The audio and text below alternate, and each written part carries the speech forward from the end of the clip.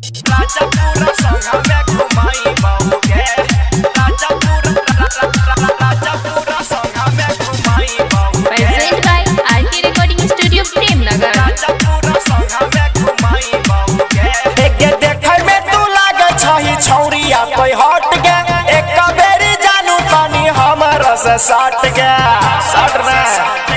हमरा से साट के देखे में तू लागे छही छौरिया कोई हट के एक बेरी जानू तानी हमरा से साट के सच कहै छियो तोरे हम पटाई बाऊगे हां झुमका नथिया बाली की न दे बाऊगे आ हमरा संगे चल राजपुर घुमाई बाऊगे आ राजापुर संग में घुमाई बाऊगे हे के झुमका नथिया बाली की न दे बाऊगे आ हमरा संगे चल राजपुर घुमाई बाऊगे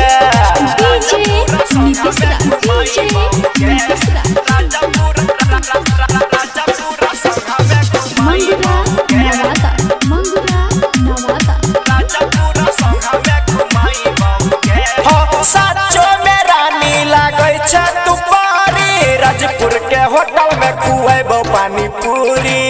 खाया भार पेट के तोरा से कम नहीं छी हम ये सामान के बातों के छौरिया तो कान में साट के तोरे खातिर मम्मी पापा के भुलाई बाऊगे और लहंगा चोली तोरे ला मंगाई बाऊगे आ सीतापुर बाजार घुमाई बाऊगे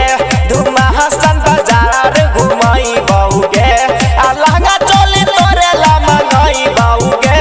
धुमा हसन बाजार घुमाई बाऊगे